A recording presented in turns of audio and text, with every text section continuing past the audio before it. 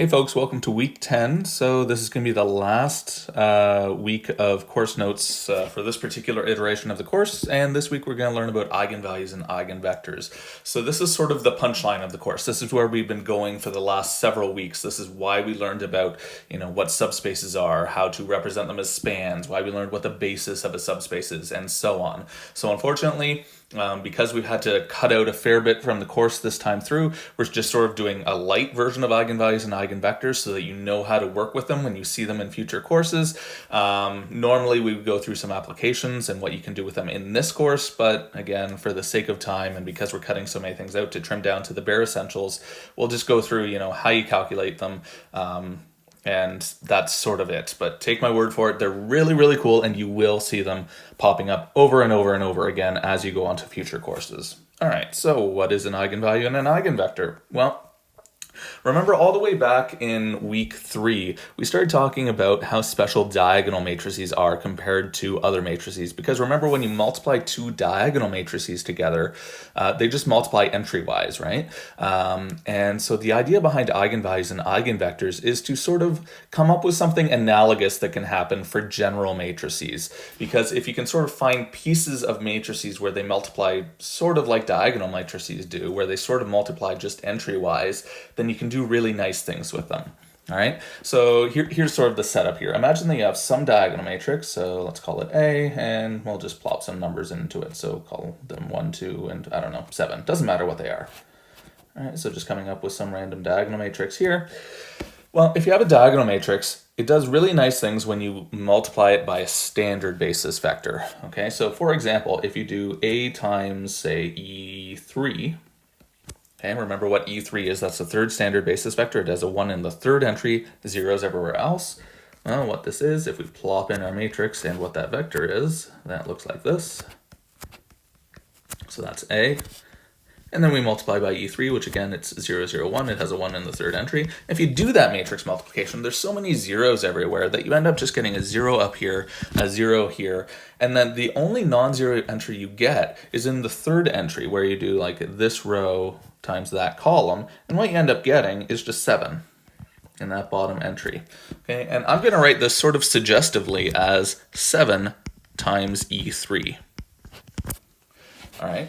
So the special thing that happened here is this matrix A, when we multiplied a standard basis vector by a diagonal matrix, that standard basis vector, it didn't actually change direction. Okay, it got stretched by a factor of 7, but the result is still pointing in the same direction. It's still pointing in the direction of E3, okay? And this is very special. This usually does not happen. If you pick a random matrix and a random vector, multiply them together, usually AV is going to be pointing in a very different direction than just V itself, okay? Usually matrices just skew and rotate and do all sorts of funky stuff. But in this very, very special case, A times a vector is just a multiple of that vector. And it turns out that's a very important special case that is going to help us solve lots of problems, okay? So we give it a name, okay? This is what eigenvalues and eigenvectors are. When you have a particular vector such that when you multiply the matrix by it, you just get a scalar multiple of it, well, those are an eigenvalue and eigenvector. All right, so here's sort of the formal definition, okay? So suppose you have some square matrix. Again, it's got to be square so that this actually makes sense. If it's not square, then AV will have different dimensionality than V itself, okay? So it needs to be square so that the dimensionalities match up, and we can talk about one of them being a multiple of the other in the first place. All right, then we say that some number lambda, we just usually denote it by lambda for, I don't know, that's the convention that's been sort of agreed upon for eigenvalues. So the scalar lambda, it's an eigenvalue of A if there is some non-zero vector V such that A times V equals lambda V. Okay, and this is exactly what we had up here, right? This is A times some non-zero vector just equals some scalar times that same vector. Okay, so up here, E3, that's the eigenvector. That's the V down here in the definition. Okay, and 7, that's the eigenvalue. That's the lambda in this definition. Okay, and that measures how much the eigenvector is getting stretched by.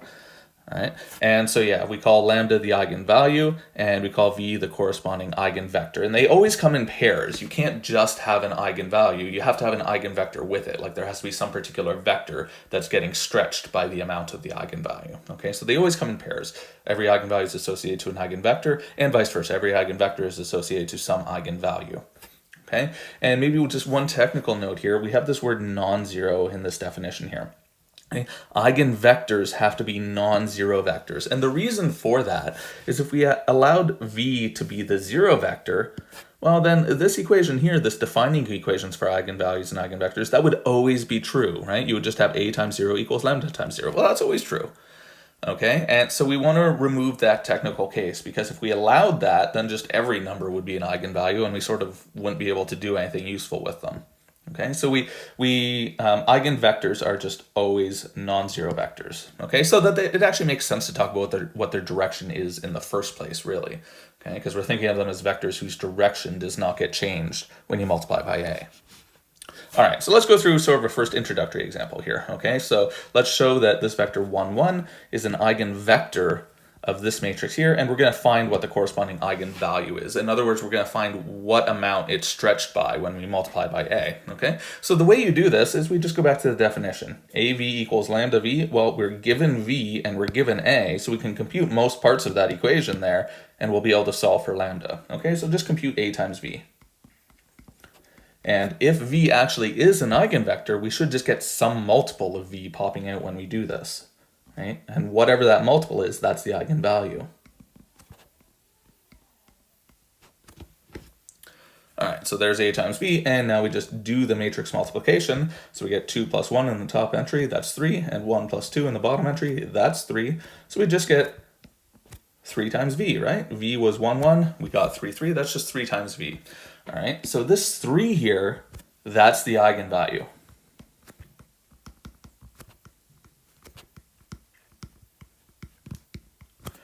Right? And that's all there is to it, okay? So corresponding to this eigenvector of 1, 1 is the eigenvalue 3. Remember, they always come in pairs.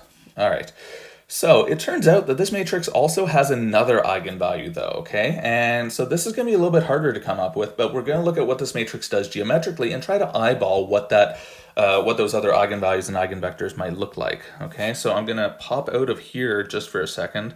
I've got a nice little animation over here. So this is an illustration of what that matrix 2, 1, 1, 2 is doing to R2, to the plane, okay? So let's go back to the unstretched version. Here's R2 before the matrix applies to it, and here's what happens to R2 after you apply that matrix to it, okay? Focus on the blue arrows here. That's the blue arrow that starts at the origin, that blue vector in standard position. That's the vector 1, 1. And notice that when you apply the matrix to it, it's just getting stretched. In fact, it's getting stretched by a factor of 3, that eigenvalue we just computed. Okay? Even though it's getting stretched, its direction does not change. That's what makes it an eigenvector. All right? Look at the red vectors instead. Those vectors are not eigenvectors. And you'll notice that when space gets stretched and skewed here, those vectors, they don't just get longer, but they also change their direction. Maybe they only change their direction a little bit, but they do change their direction. All right, but there's also the pink vectors, okay? So there's 3 of them, one at the very top left, one at the very top right, and one at the very, I don't know, sort of bottom middle right, right? And those 3 vectors, if you look really carefully, they're not changing their direction at all, and they're also not changing their length at all, right? The one at the very top left, it's pointing down and to the right by 2 units, 2 units down and 2 units to the right, both before and after you apply the linear transformation. So what that tells us is those pink vectors there, those are eigenvectors, and actually the corresponding eigenvalue is just 1, right? Because they're not getting stretched at all. The corresponding stretch factor is just 1. All right, so let's go back and write this stuff in. All right, so can we spot any other eigenvectors from the matrix geometrically, and what is the corresponding eigenvalue? Well, yeah, it kind of looks like another eigenvector of this matrix would be 1 minus 1. All right, if you point to the right 1 unit and down 1 unit, then after you apply that matrix, you're still just pointing to the right 1 unit and down 1 unit. And the corresponding eigenvalue is just 1 because it's not getting stretched at all, okay? All right, so now what we're gonna do, all right, so hopefully we have some sort of sense of what type of problem it is we're trying to solve here. what we're going to do now is we're going to see, okay, well, how do you actually find these eigenvalues and eigenvectors algebraically? Here in this example, I mean, we relied on geometry. Well, that's not going to really work for larger matrices or even just for uglier 2x2 matrices. This one's very special here. And also, we computed one of the eigenvalues when we were given an eigenvector, but what if we're not given an eigenvector? The real world isn't that nice, right? The real world just gives us a matrix and says do stuff with it, okay? So what if we're just given some ugly matrix and we want to find the eigenvalues and eigenvectors? How do we do that? What's the general procedure? All right, so that's what we're going to develop now. All right, so what you do is you do a two-step thing. First, you find the eigenvalues, and then you find the eigenvectors, okay? So let's start off, let's think about how we can find the eigenvalues first. All right, so this is our starting point because this equation here, AV equals lambda V, that's the definition of an eigenvalue-eigenvector pair. So how do we figure out what the possible eigenvalues are? Well, notice that this equation here, this AV equals lambda V, that's equivalent to, if we just sort of move things over a little bit, well, just subtract lambda V from both sides, that's AV minus lambda V equals 0. All right, and now I'm going to do a sort of weird factoring trick here, okay? What I'm going to do is I'm going to rewrite this equation in this way. I'm going to rewrite it as A minus I times V. Oh, sorry, I missed something here. Gotta go back. A minus lambda I times V equals 0. And so this step here probably looks really, really strange to you. The idea, what I'm trying to do here is over on this first equation that we wrote down on the left here, notice that there's a V in both of those terms here, right? There's a V here and there's a V here. So the idea is I want to factor that V out. Okay, so I'm really tempted to just factor it out like this, A minus lambda times V equals 0. Right, that's sort of the spirit of what I want to do. Unfortunately, that's complete nonsense. That doesn't make sense, right? Because here, I'm subtracting two different types of objects. I'm doing matrix times number. What the hell is a matrix times a number? I don't know. It's not a thing. Okay, so you can't actually do that. So the proper way to factor here is what we did on the right. Okay, A minus lambda I, well, we can do that subtraction because A and lambda I are both matrices. And furthermore, if you expand out this expression here, you'll see that, yeah, you really do get this expression over here on the left, right? If you do A times V, well, you get AV. And if you do minus lambda I times V, well, the I doesn't do anything, right? I does nothing under matrix multiplication. So yeah, you really do get lambda V just like we wanted. All right, so this weird expression on the right, it's just the proper way of factoring a vector out of an expression like this. All right, so, all right, great. So the eigenvalues, they're the values lambda for which this equation here, A minus lambda I times V equals 0, for which that has a solution, for which that has a non-zero vector V that solves it. Okay, so in other words, to find the eigenvalues of the matrix, we want to find the values here such that here. So this happens if and only if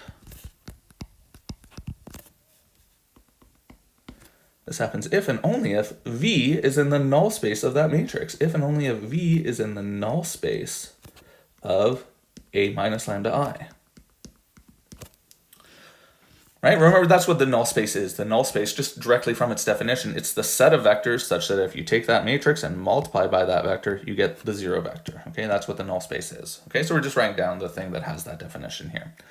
All right, so in other words, this original equation that we started with, AV equals lambda V, is equivalent to this. So if we want to find the eigenvalues, then we want to find the values that make this matrix A minus lambda I have non-trivial or non-zero null space. We want there to be at least one non-zero vector in that null space. All right, so well, how do we find the values that make that happen? Well, okay, so here's what we want. We want the dimension of the null space to be bigger than 0. We want something non-zero in that null space. Well, that happens if and only if, well, let's think back to sort of our theorems that connect all of these various different dimensions of subspaces and invertibility and all these sorts of things. This dimension of null space, remember, that's exactly the nullity of the matrix, right? Again, just directly from definition, nullity is defined to be the dimension of the null space. All right, so dimension of null space being bigger than 0. In other words, we want the nullity of that matrix to be bigger than 0. But we have a theorem that says, hey, the nullity of a matrix equals 0 if and only if that matrix is invertible. So on the flip side, the nullity is bigger than 0 if and only if that matrix is not invertible. All right? So we want A minus lambda I we want that to be not invertible.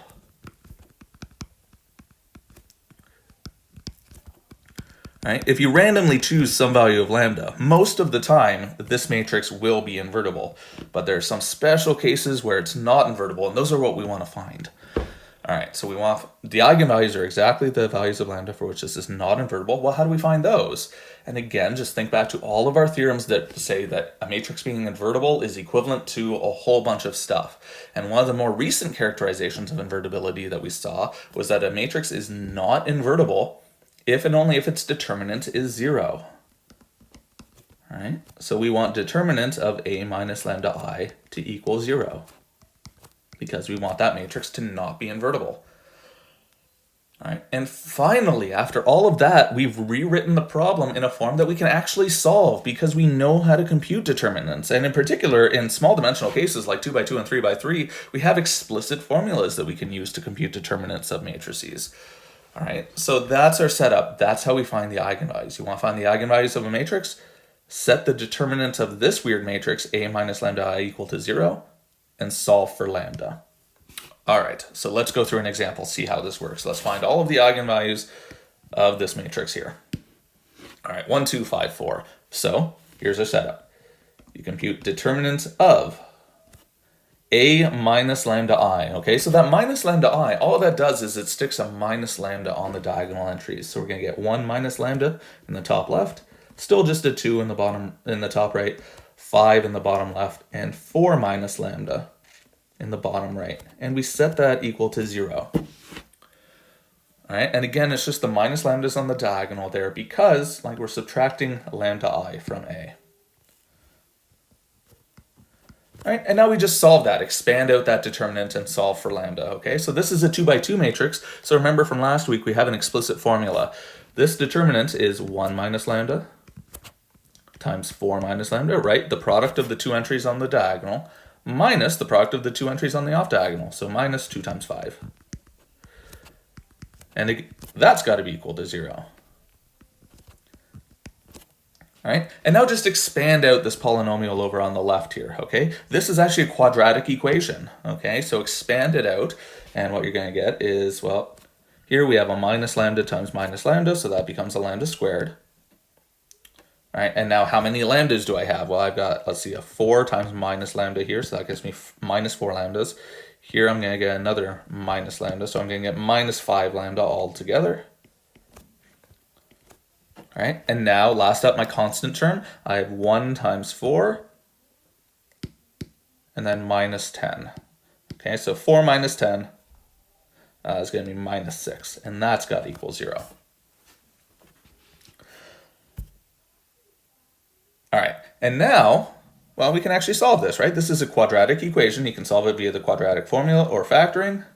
Here, it's simply enough that we can actually factor it, right? We want two numbers that multiply to minus 6 and add up to minus 5. Hopefully it doesn't take too much of thinking to convince yourself that, hey, maybe this works. So let's see, we've got, let's see if I can actually figure it out now that I said that. So lambda minus 6 times lambda plus 1, I think. Factoring that quadratic on the left. And that equals 0, and maybe just do a sanity check. Imagine multiplying these two terms together and see what you get. And yeah, we're going to get a minus 6 times minus 1 is minus 6. That's good. And minus 6 lambda plus 1 lambda is going to be minus 5. So our cross term's good. All right. And so that tells us that, well, lambda's got to equal 6. Or lambda equals minus 1. All right, so this matrix, it has two eigenvalues. This 2 by 2 matrix has two eigenvalues. They're 6 and they're minus 1, okay? All right, so that's our step 1. We found the eigenvalues now. Next up, find the corresponding eigenvectors, okay? So how do we do this? Well, again, what we're trying to do is we're trying to solve this equation here, AV equals lambda V. But the advantage now that we know the eigenvalues, like we know this part of the equation here, so it's a lot simpler to solve. All right, so this AV minus lambda V, again, that holds if and only if A minus lambda I times V equals 0.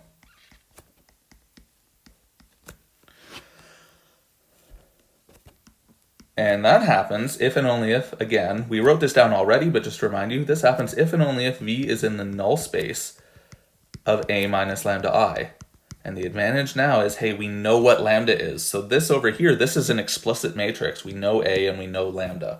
So we're just trying to find the null space of some matrix now. And we know how to do that from earlier in the course, right? We know how to, find the null space. We know how to solve a linear system where the right-hand side is 0, or in general, it's anything. We know how to solve linear systems. All right, so now that's all we have to do. Finding the eigenvalues, that's really the new part here. Finding eigenvectors, that's just solving a linear system. So let's go through that. Find all of the eigenvectors of A equals 1, 2, 5, 4. And so what you do is you have to do two calculations here because we have two eigenvalues. We have lambda equals 6 is one eigenvalue, and lambda equals minus 1 is an eigenvalue. And to each eigenvalue, there are associated eigenvectors. Okay, but they come in pairs. You can't just say, hey, this is an eigenvector of the matrix. You have to tell me what is the corresponding eigenvalue, okay? So go through each eigenvalue one at a time. So let's start off with lambda equals 6, and let's find the eigenvectors corresponding to it. All right, so what you do is you're trying to find the null space of A minus lambda I. So you're just taking this matrix here, you're taking matrix A, and you're subtracting 6i from it. In other words, you're subtracting 6 from each of the diagonal entries. All right, so let's do that. If I subtract 6 from each of these diagonal entries, I'm going to get 1 minus 6 is minus 5 in the top left. I'm going to get 4 minus 6 is minus 2 in the bottom right, and the other entries don't change. You're not changing the off diagonal entries at all. Okay, and then you just augment with a 0 right-hand side, right? Because that's the right-hand side of the linear system. And then you just solve that, and that'll find you your vectors V. All right, so you solve that. I'm just going to do row 2 plus row 1, and that'll get me in row echelon form. We have minus 5, 0, 0, 2, and still 0 is augmented on the right-hand side. All right, now we're in row echelon form. You just ask yourself, what are your leading variables, what are your free variables, and all that sort of jazz, okay? And so here's a leading column. So V1, the first entry of V, that's leading. But V2, the second entry of V, that's free, okay? Each of the columns in this matrix, remember, that corresponds to a variable in the original system, which is, well, the variables in the original linear system are just the entries of this vector V that we're trying to solve for. All right, so what this tells us is that V2 is free. In other words, it can be anything that it wants to be. And V1, well, we can solve for it just by rearranging this first equation here, okay? So minus 5 V1 plus 2 V2 equals 0.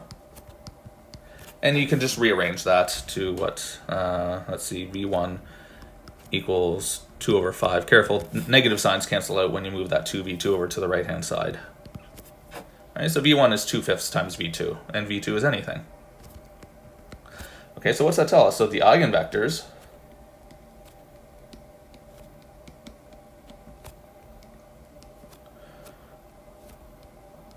are all vectors of the form V equals, well, what is V1? What's the first entry? Well, it's 2/5 V2. And what's the second entry? Well, the second entry is just V2. It's free. It can be anything it wants to be, so V2. All right? And what's always going to happen when you do these eigenvector calculations is, well, free variable, you're always going to be able to factor out free variables. All right? So another way of saying this is that the eigenvectors associated with lambda equals 6 are exactly the vectors that are V2 times 2/5 1. All right, so in other words, the vector 2/5 1, that's an eigenvector associated with lambda equals 6, but also every multiple of it is also an eigenvector, okay? And this is true in general.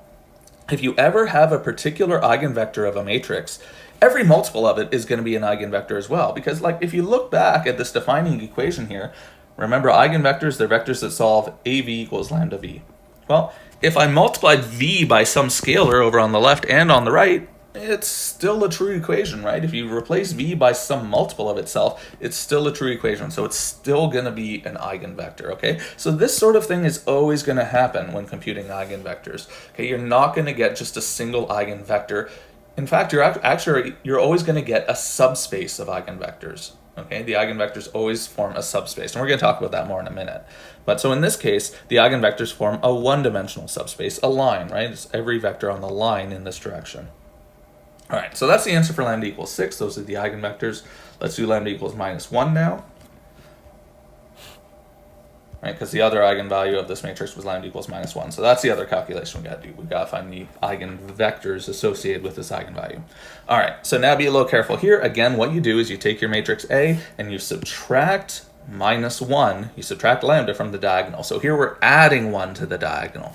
So we're adding 1 to the 1 and we're adding 1 to the 4, and we're leaving the other entries alone. All right, so you're going to have 2, 2, 5, 5, augmented with zeros.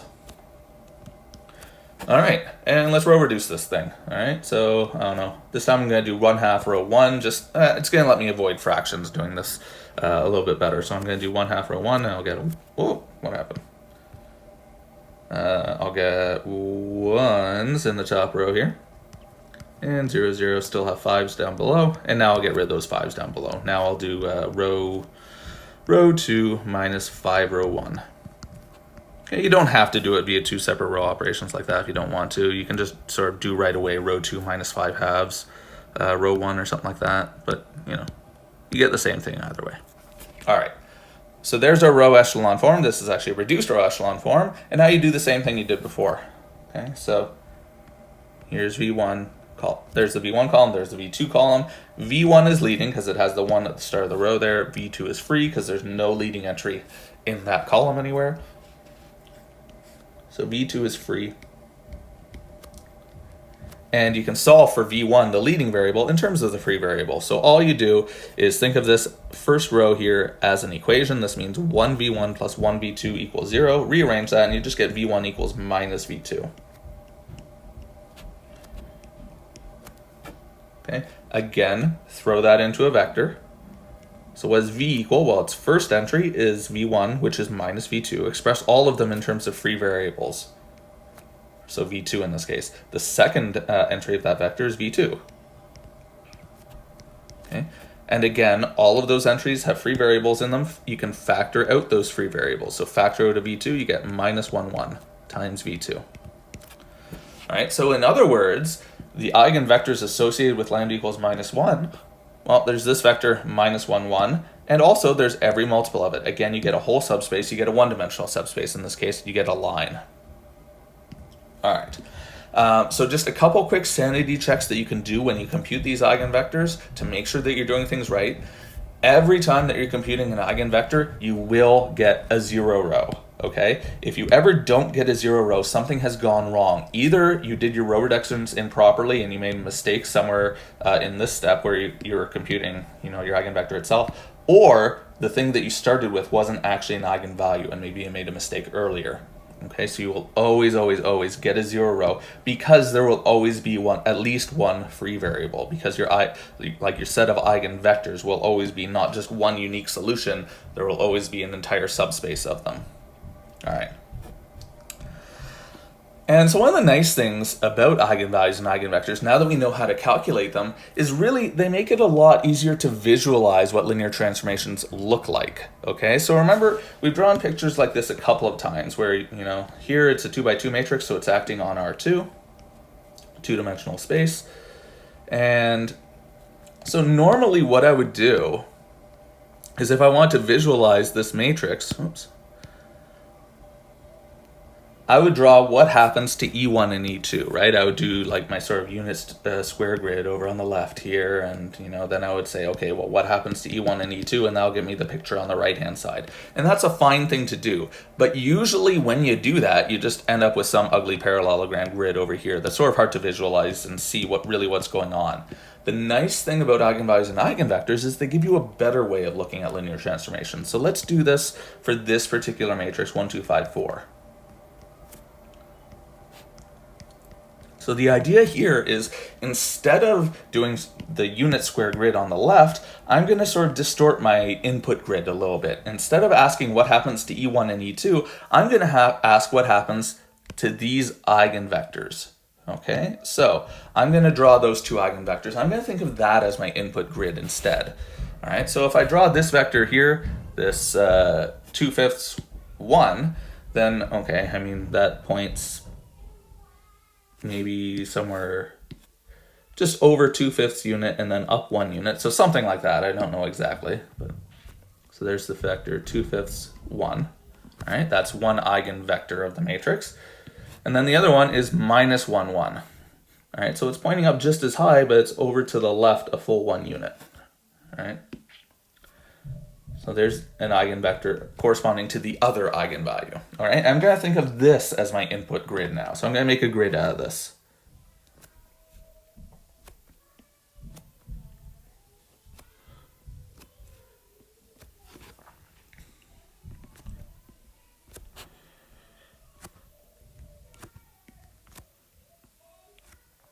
All right, and now if I ask, hey, what does A do to that grid?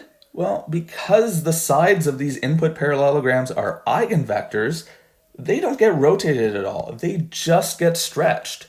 So what happens to this input grid here is it actually doesn't get distorted really. It gets stretched in the two different directions, but it doesn't get rotated or skewed at all. Okay, so it gives us a better picture of what the linear transformation is doing. For example, this vector minus 1, 1, remember it's an eigenvector corresponding to the eigenvalue minus 1. So what happens to it is, well, it just gets flipped down. It gets multiplied by minus 1, which just means, hey, now it's pointing down and to the right. The exact same amount. Okay, so it got flipped to there. So this is A times minus 1, 1. All right, and what happens to this vector 2/5, 1? Well, again, it's an eigenvector. This time it's corresponding to the eigenvalue lambda equals 6. So again, it does not get rotated. It just gets stretched by a factor of 6. It's just going to get a lot longer. Okay, so unfortunately, my picture is not going to be perfectly to scale here, but it's going to be doing something like this. All right, so that's that A times 2/5, 1 is going to be somewhere up here. All right, so our output grid then, it's going to have the exact same shape really as the input grid. It's just stretched in the one direction by a factor of 6.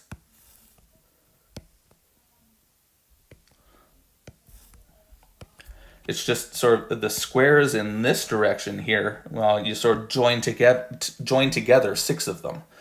Okay, so it's just longer in that one direction. So it doesn't rotate or skew space anymore if you view it in this particular way. It just stretches it in the two different directions, right? So that's one way that eigenvalues and eigenvectors make things a little bit easier to think about and sort of simplify stuff.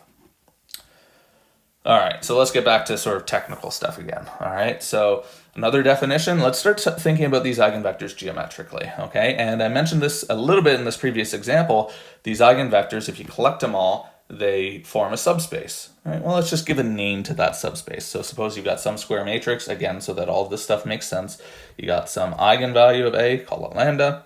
Then the set of all eigenvectors of A corresponding to lambda, that forms a subspace. It forms a subspace and we call it the eigenspace of lambda, okay? Again, the set of eigenvalues, the set of eigenvectors, it depends on which eigenvalue you're talking about, okay? So you need to specify a particular eigenvalue ahead of time, and then there's an eigenspace corresponding to that eigenvalue.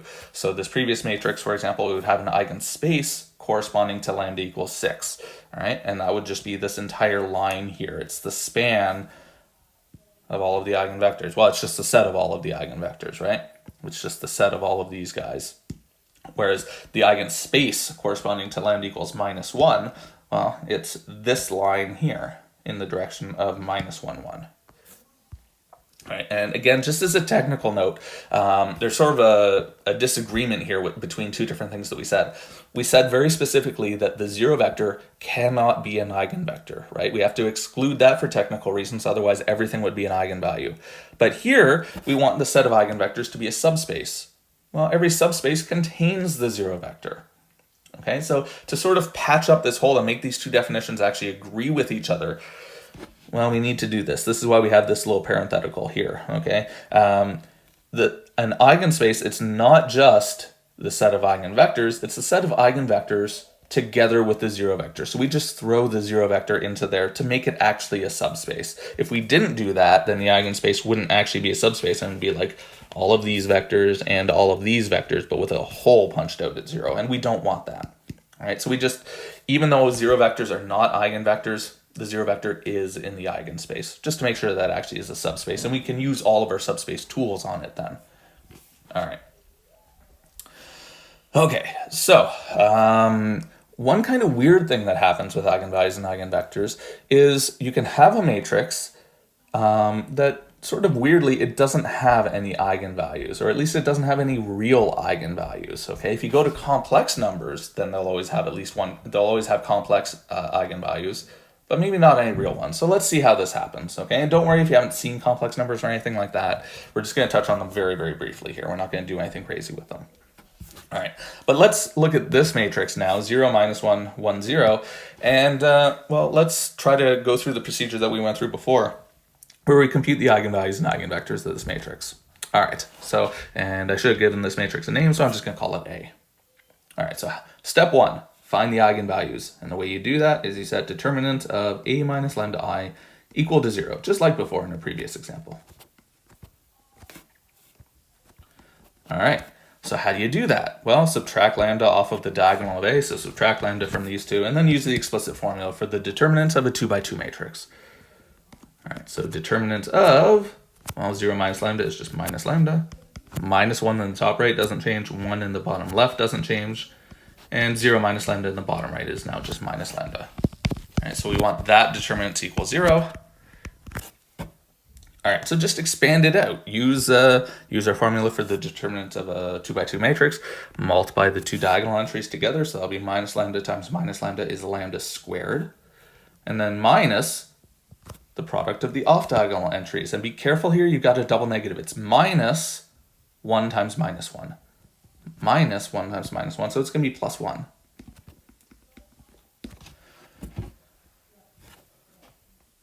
Right. And this is a quadratic, and actually it's sort of simple enough. There's no sort of constant, or sorry, there's no linear term here. There's no lambda term. There's only a lambda squared and a constant. So we can solve it just by moving the constant over to the other side. We want lambda squared equal to minus 1. All right. And this poses a very big problem because if you ever square a real number, you get something bigger than or equal to 0. You're not going to get something negative like minus 1. All right. So therefore, A has no real eigenvalues.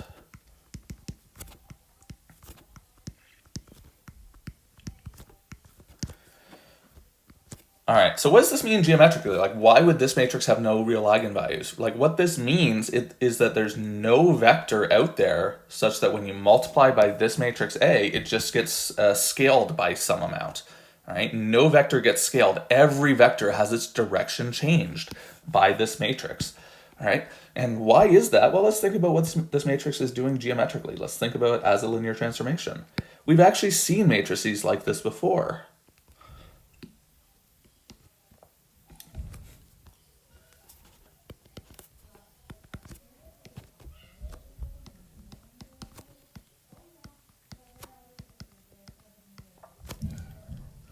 All right, so what happens here? Well, this time I'm going to go back to just doing things on the standard basis. So E1, E2.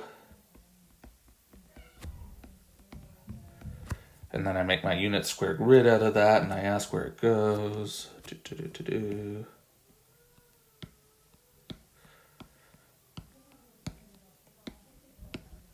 All right, and so what happens to E1? Well, it just turns into, whoops. E1, it turns into the first column of A. So it turns into E2. So that's A times E1. And then what happens to E2 is it turns into the second column of A. It turns into minus 1, 0. So it turns into minus E1. All right, so E2 gets sent over here. All right, so the unit square grid is actually still just a unit square grid, okay? But it's sort of oriented different. Whoops.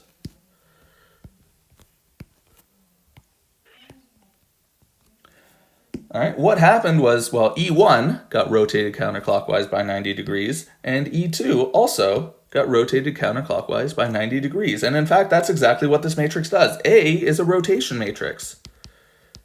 It's a rotation counterclockwise by pi over 2. by 90 degrees. All right, so why does this matrix have no real eigenvalues? Well, because if it had a real eigenvalue, then there would have to be some particular vector that when you multiply by A is still pointing in the same direction, but it's just stretched. And well, no, that never happens. This matrix here, it rotates every vector, right? It rotates the entire plane counterclockwise by 90 degrees. So nothing has the same direction after rotation, after multiplication by this matrix.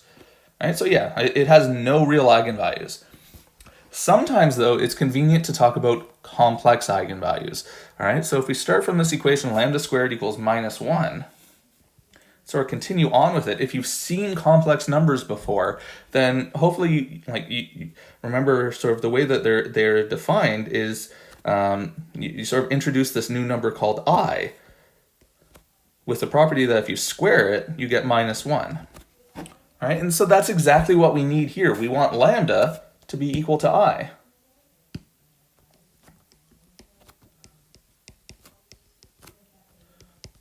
And so we say that lambda equals I is an eigenvalue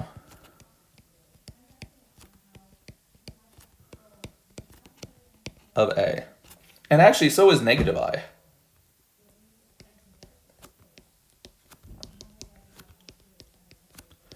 All right, and then, well, you can do the same thing that we did before. Once you have these complex eigenvalues, you can compute corresponding complex eigenvectors. All right, but we're not going to do any of this. This is just, again, so that you're sort of aware of it. Okay, this is one of the places where complex numbers, if you've seen them, they're actually really, really useful because you can use them to sort of get answers to questions about matrices that don't have real eigenvalues, but you can still answer them via complex eigenvalues instead. All right, but again, we're not going to worry about that. That's sort of a tangential point, just to be aware of it. Okay, every matrix has complex eigenvalues, but maybe not real eigenvalues. Okay. All right, so hopefully we understand some of the geometry of eigenvalues and eigenvectors at this point. Let's go through again some more algebraic stuff, okay? Let's talk sort of about some of the nice properties that eigenvalues have. All right, and the setup here is think about how we computed these eigenvalues. What we did was we computed determinant of A minus lambda I and said equal to 0. Well, what does determinant of A minus lambda I look like? Well, A minus lambda I is some matrix with numbers and lambdas in it, okay? And our formulas for the determinant, they all just take products of numbers in that matrix and add them up, right? So what happens is you always end up getting some polynomial in lambda, right? Here we have a degree 2 polynomial, a quadratic. Same thing happened in our previous example. Here we got this polynomial in lambda and we set that equal to 0. This sort of thing always, always, always happens. Even with larger matrices, if you have a 3x3 or 4x4 or whatever size matrix, you always get a polynomial. So here's how it works. Suppose that you have some, again, square matrix so that we can actually do all this stuff. Then determinants of A minus lambda I, well, that's a polynomial in lambda. And we give it a name. We call it the characteristic polynomial of A. Okay? And well, the equation setting that polynomial equal to 0, it's called the characteristic equation of A, okay? And so the reason that it's useful is that, well, once you know the characteristic polynomial of a matrix, then you know that the eigenvalues of the matrix are simply the roots of that polynomial. They're the values that make that polynomial equal to 0.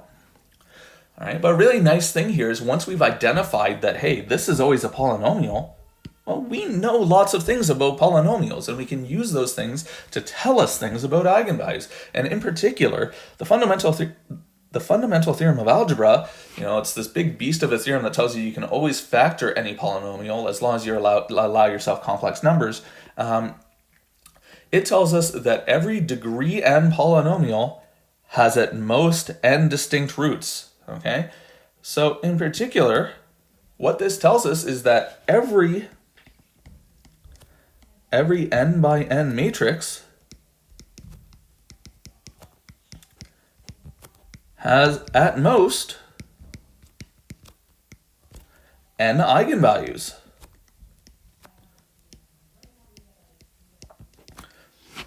All right, that's really nice. Like if you go back and look at our previous examples, all right, so we've seen a couple examples now. So this 2x2 example here, 1, 2, 5, 4, what happened was determinant of A minus lambda I was a degree 2 polynomial. The fact that it's degree 2 comes from the fact that this is a 2x2 matrix. And okay, this polynomial has degree 2, so it has at most 2 roots, at most 2 eigenvalues, 6 and -1 in this case. All right, in our next example, All right, this time it was complex, but same rules apply. 2 by 2 matrix gave us degree 2 characteristic polynomial, which means therefore that it has at most 2 roots. If you're only interested in real roots, well, we had 0 roots, but that's okay. 0 is no bigger than 2, so that makes sense. If you're interested in complex roots, well, we had exactly 2, lambda equals I and lambda equals minus I. Those were our 2 complex roots. Again, the fact that there's only 2 of them comes from the fact that it's a 2 by 2 matrix. All right. If we go up to larger matrices, same rules apply. It's just for 3 by 3 matrices, we're going to have a degree 3 characteristic polynomial and at most 3 eigenvalues. If you have a 4 by 4 matrix, a degree 4 polynomial, at most 4 eigenvalues, and so on. Okay, so let's go through all of this junk again with a 3 by 3 matrix now. Okay, so suppose you got this 3 by 3 matrix 1, minus 3, 1, minus 1, minus 2, minus 3, 0, 0, 3, 2, and go through all of this. So step 1, find eigenvalues.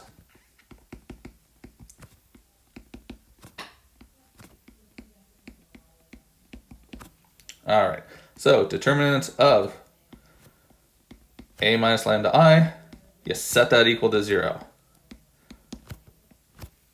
All right, so you just subtract lambda from the diagonal entries. So determinant of this matrix, 1 minus lambda in the top left, minus 3 minus lambda in the middle, and 2 minus lambda in the bottom right. Those are the only 3 entries they have to do anything weird with. You subtract lambda from the diagonal entries.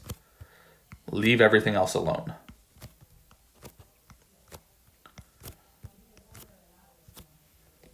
Now compute that determinant. It's a 3 by 3 matrix. From last week, we have an explicit formula for the determinant of a 3 by 3 matrix. So let's use that.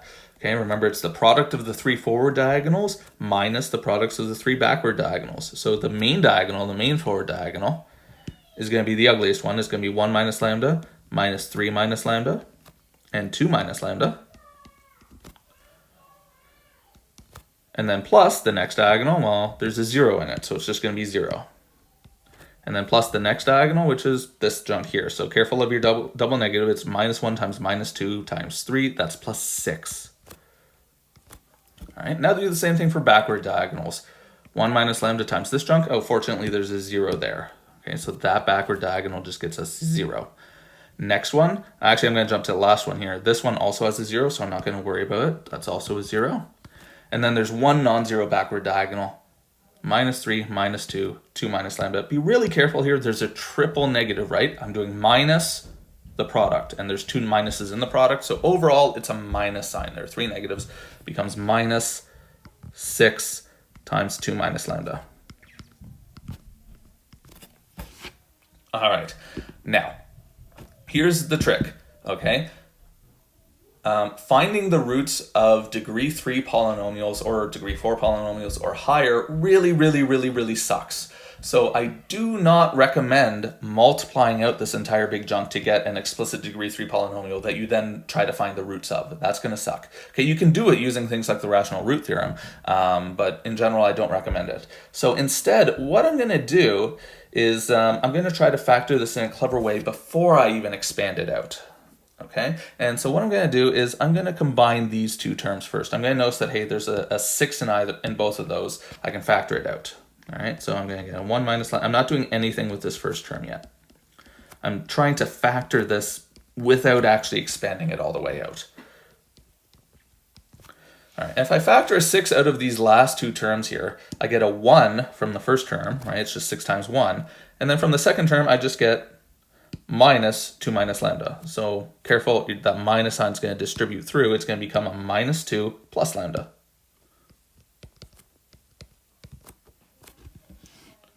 All right, now I'm just going to simplify this first term sort of in line here. 1 minus 2, well, that's just minus 1.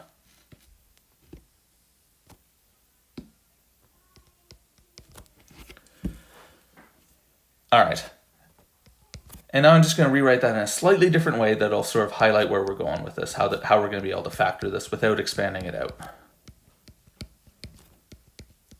All right, so here I have minus 1 plus lambda, but all of these factors over here have a minus lambda instead. So I'm just going to pull a minus 1 out of this factor here on the right. So I'm going to rewrite this instead of plus 6 times minus 1 plus lambda, I'm going to write it as minus 6 times 1 minus lambda. So I just factored a minus 1 out of that bracket on the right there. And the reason that I did that is now, hey, this is the same as that. Those two factors are the same. So I can factor that out of the entire polynomial now.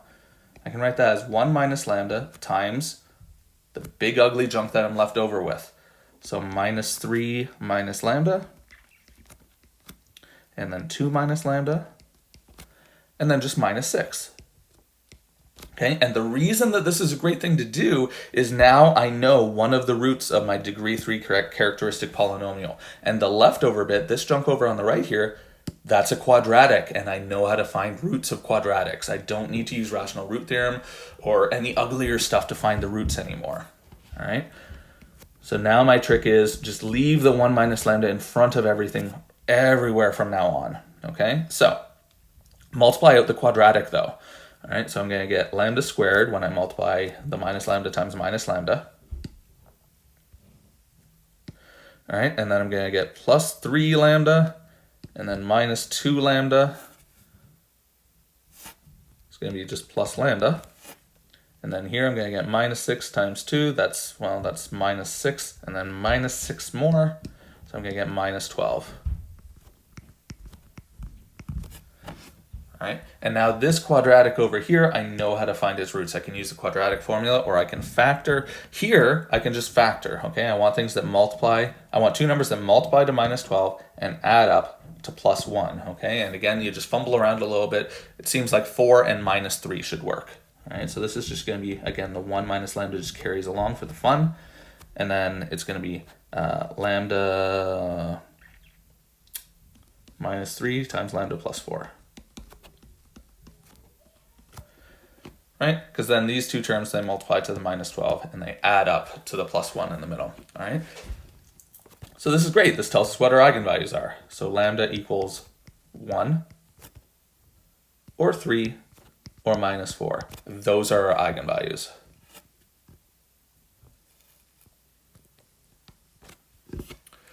All right, so you will notice that, yes, this is much worse than it was in the 2 by 2 case already, okay? And this is true. In general, as you go up to higher dimensional matrices, so like if you're looking at a 3 by 3 matrix or a 4 by 4 matrix or even worse than that, in practice, what people do is people have numerical algorithms that they run on a computer to find the eigenvalues. All right, so in practice, no one's actually computing eigenvalues by hand for 4 by 4 and larger matrices. This is just sort of for illustrative purposes so that we understand what's going on here, okay? All right, so those are the eigenvalues of the matrix. Let's find the eigenvectors now. And again, you've got to go through this one at a time. Pick one eigenvalue, find the corresponding eigenvectors. Then go through the next eigenvalue, find the corresponding eigenvectors, and so on. So we're going to have to solve 3 linear systems here. All right, so you start off for lambda equals 1. What do we get? Well, again, you take that matrix, subtract 1 from the diagonal, augment with zeros, and solve that linear system, okay? So we're subtracting 1 from the diagonal, so we're going to get 1 minus 1 is 0 at the top left, minus 3 minus 1 is minus 4 in the middle, and 2 minus 1 is 1 in the bottom right, and leave all other entries alone. And augment with zeros. Right? And minus 2 there doesn't change, 0, and plus 3 in the bottom middle doesn't change. All right, so here, I want a leading entry in the top left entry, so I'm going to swap rows 1 and 2 to start.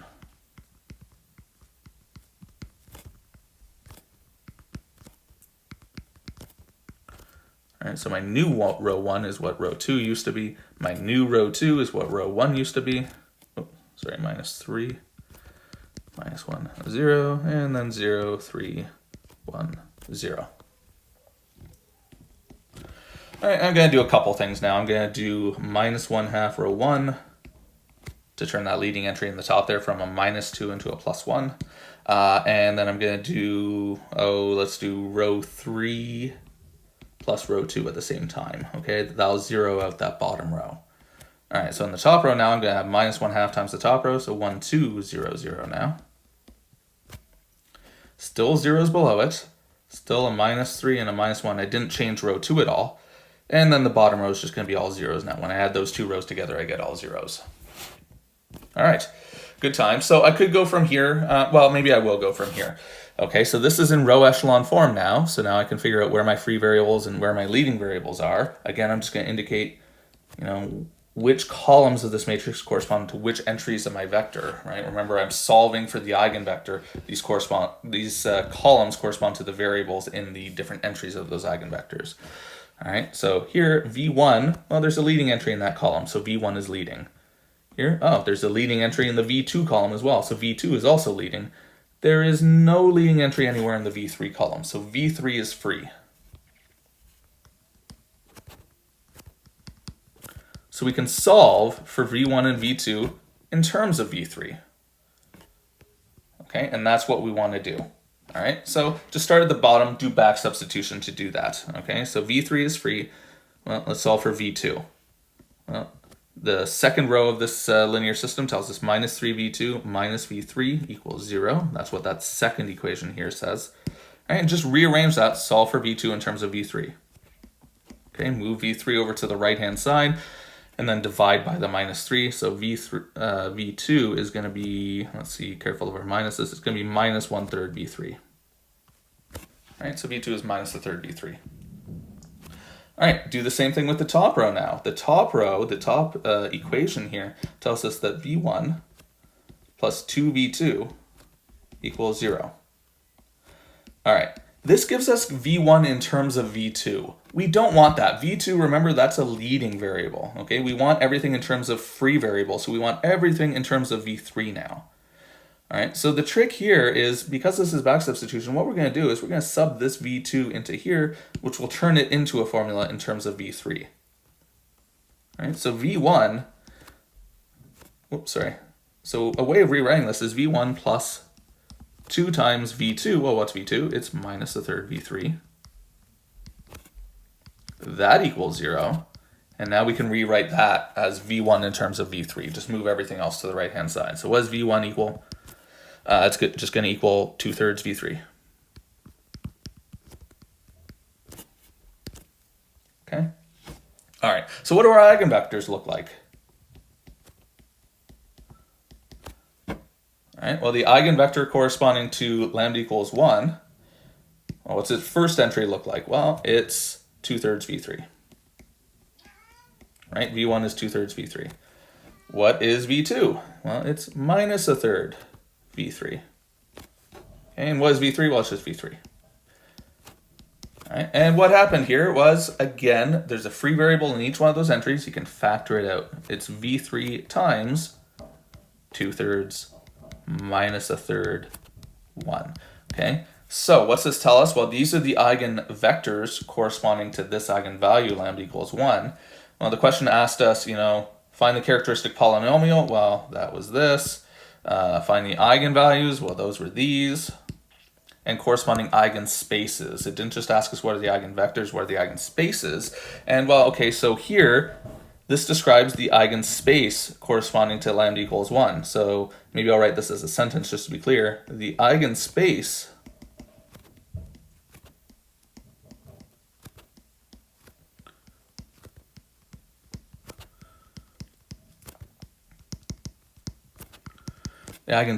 corresponding to lambda equals 1 is, well, it's just all vectors of this form. In other words, it's all multiples of this vector 2/3 minus 1/3 1. So another way of describing that is it's the span of that vector 2/3 minus 1/3 1. All right, so that's what the eigenspace corresponding to lambda equals 1 is. It's the line in this direction. All right, and then, well, we're out of room here, but what you would do is you would also want to find what are the eigenspaces corresponding to the other two eigenvalues. Okay, it's going to turn out that they're both lines as well. They're also one-dimensional. So for lambda equals, well, what are our other eigenvalues? There's 3 and minus 4. You can do a similar sort of thing, and then you would also do a similar sort of thing for lambda equals minus 4. So you would do all of this work all over again. You have an analogous linear system to solve for each of these, and you'll find a one-dimensional solution set in each case. Okay, I'm not going to go through the calculation here, though, okay, because this is already getting long enough. All All right, so one-dimensional eigenspace there and one-dimensional eigenspace here. Okay, so you can go ahead and try to find those on your own. Okay. And Okay, so I apologize, some of this text here isn't actually correct anymore. Okay, so as I said in the previous example, we had a 3 by 3 matrix with only 2 distinct eigenvalues. That was true of a different example that I had in here before that I changed in light of how things are changing for this iteration of the course. So I apologize, that's not true anymore, and the particular eigenvalues I talk about aren't true anymore. Okay, but all right, so let's move on past that. All right, we're on the home stretch here. We're almost done. We almost know everything that we need to know. All right, so remember these eigenvalues, they're coming from a characteristic polynomial, okay? The eigenvalues, they're roots of some polynomial. And remember, in polynomials, roots can occur multiple times, right? Like if a polynomial had some particular factor, say squared or raised to the third power or something like that, then we typically think of that root as occurring multiple times. If the exponent is 2, we think of the root as occurring twice. If the exponent was 3, then we would say, that root occurs 3 times, all right?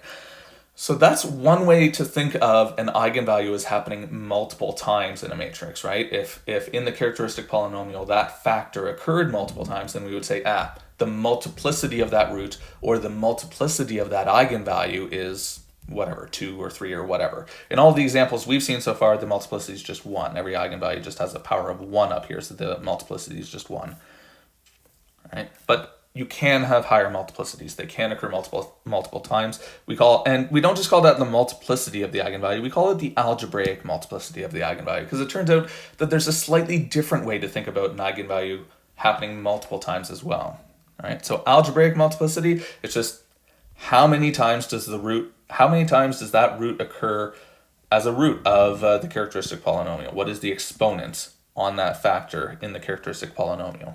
All right. The other way to think about an eigenvalue or eigenvector occurring multiple times is via something that we call the geometric multiplicity. And what the geometric multiplicity is, it's the dimension of the eigenspace corresponding to that eigenvalue, okay? So it's the dimension of, it's sort of a measure of how many eigenvectors are there corresponding to that eigenvalue, right? If it's a line, then there's a one-dimensional set of eigenvectors. So we say geometric multiplicity is 1. It's sort of, it's like the smallest possible set of eigenvectors that we could have. It turns out you can have an entire plane of eigenvectors as well, though. Okay, you could have a 2-dimensional eigenspace, then we would say the geometric multiplicity is 2.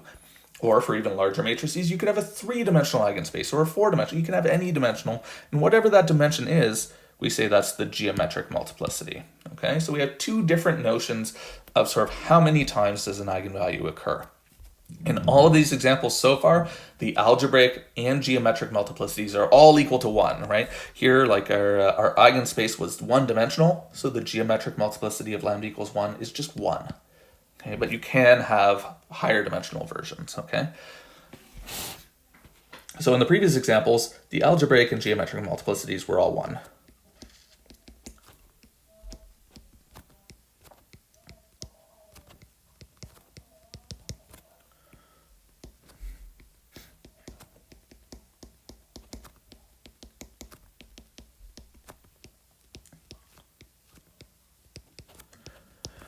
All right, and so in general, what happens is, even though you can't use, we really do have 2 different notions of multiplicity here. Algebraic and geometric multiplicities, oftentimes they're not the same as each other.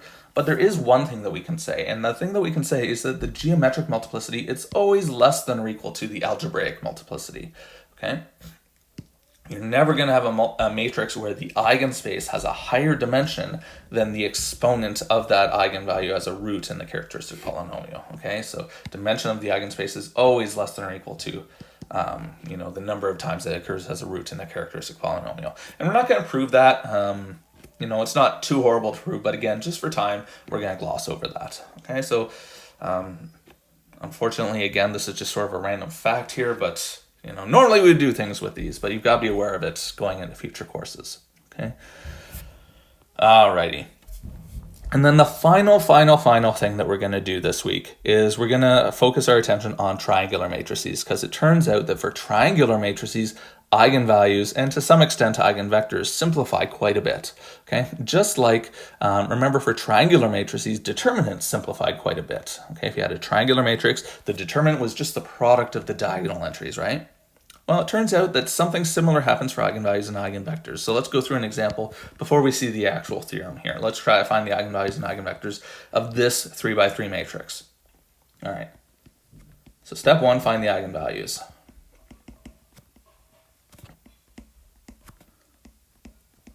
All right, so the way you do this is you compute determinant of, a minus lambda I, and you set that equal to 0.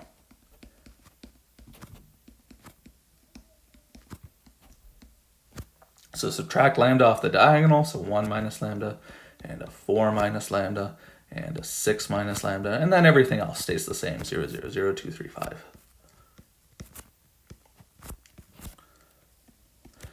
All right, and again, we have, so this is a determinant, and so determinants of triangular matrices, remember it's just the product of the diagonal entries. So this is just 1 minus lambda times 4 minus lambda times 6 minus lambda. Those are the diagonal entries. You could do like the explicit formula for a 3x3 determinant if you want. You could do the other diagonals, but they're all going to have zeros in them.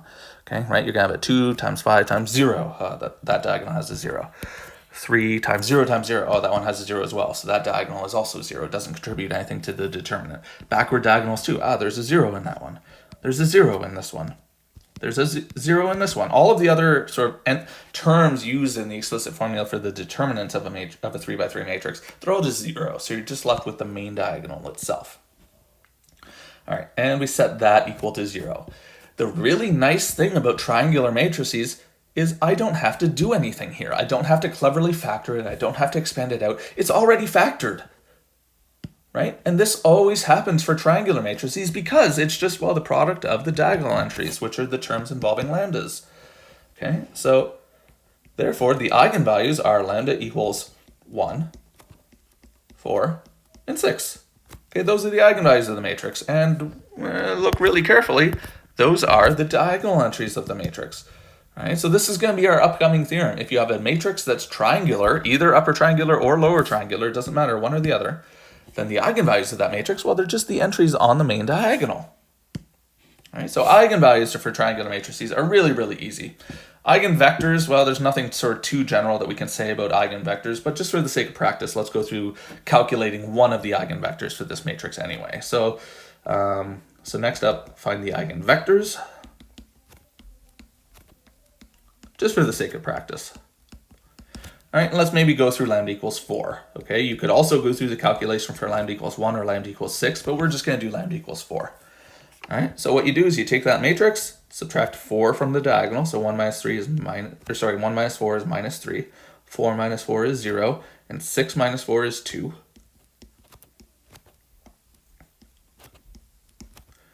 And augment with zeros. Okay, so I just took this matrix up here, subtracted 4 from all of the diagonal entries, and augmented with 0. Okay, and solve this linear system. Okay, so I don't know. Maybe fractions are sort of unavoidable in this one, so I'm gonna go all the way to reduced row echelon form, maybe just for the sake of it. I don't know. Let's do minus a third times row 1, and I'm gonna do 1/5 times row 2. And when I do that, I'm gonna get a 1 here, and then a minus 2/3 here, and then a minus 1.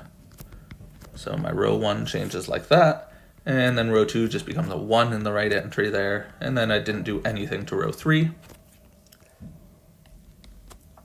And now I'm just going to get rid of the zeros here and here, so that it's actually in reduced row echelon form. Okay, so I'm going to do, let's see here, row 1 plus row 2. I'm going to do row 3 minus 2 row 2. All right, so 1 minus 2/3, 0 now, because I added 1 to that minus 1. Row 2 doesn't change. And row 3 is just going to get all zeroed out. All right, so that's my reduced row echelon form. Now I can read off the solutions. And again, I'm going to remind myself that each column corresponds to a particular entry in the eigenvector v that I'm trying to compute. V1, hey, there's a leading entry there at the top, so V1 is leading. V3 is leading because of that entry in the V3 column. This time V2 is free. There's no leading entry in the V2 column, so V2 is free. So V2 is free this time. So now what we want to do is we want to get the leading entries, V1 and V3, in terms of V2. All right, so V3, the way you get V3 is you just read off the equation coming from that second row of the reduced row echelon form. And so all that second equation there says is 1 times V3 equals 0. So V3 is just 0, and that's all it is. Okay, there's actually no V2 in that formula, but that's okay. Like 0 is a function of V2. It's just a constant function. All right, similarly, solve for V1 by the first row here. All right, so just write down what that equation from the first row says. That says V1 minus 2/3 V2 equals 0. And we can easily rearrange that so that's V1, the leading entry, in terms of V2, the free entry. So V1 equals just 2/3 V2. All right, so now we've got all of our entries of V in terms of the free variable V2. So what's our eigenvector? Well, V is going to be, well, what's V1, the first entry? Well, it's 2/3 V2. What's V2, the second entry? Well, it's free. It just is what it is. And what's V3, the third entry? Well, that's just 0. Okay, and again, like always, we can factor free variables out of this. So I can factor a V2 out of this. It becomes 2/3, 1, 0. So in other words, the eigenvectors corresponding to the eigenvalue lambda equals 4, the eigenvectors, they're just all multiples of 2/3, 1, 0. All vectors pointing in that direction. Okay, and then you could go through the same thing for the other eigenvalues, lambda equals 1 and lambda equals 6. And I'm not going to go through both of those, but you can try them on your own. So lambda equals 1 and lambda equals 6, they're both just similar. Again, you're going to get one-dimensional eigenspaces for both of them.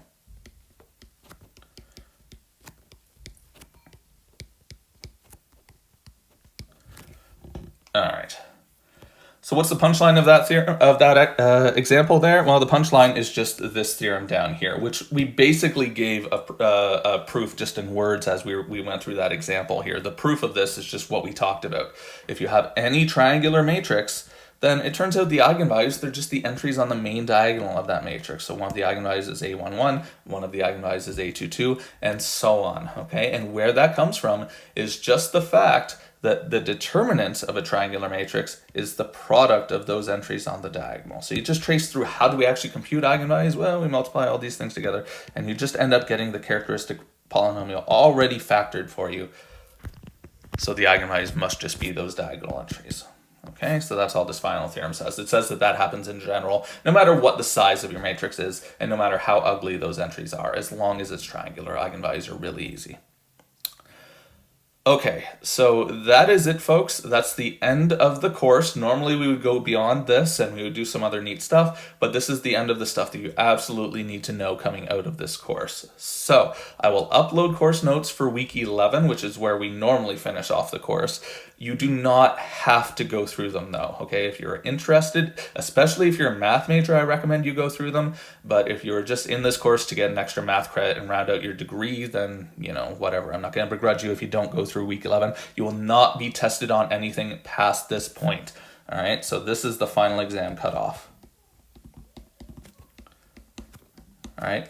If you want more practice on these eigenvalue and eigenvector sorts of things, I have uploaded an assignment 9 to Moodle. Again, you are not responsible for that assignment, okay? There are only 8 assignments you're being graded on, but there is an assignment 9 up on Moodle that you can look at just so that you have extra practice problems to work with, okay? So this is the assignment 9 that I gave last year to this class. So let's see, this is the final exam cutoff. All right. So good luck, everyone. I guess that's it.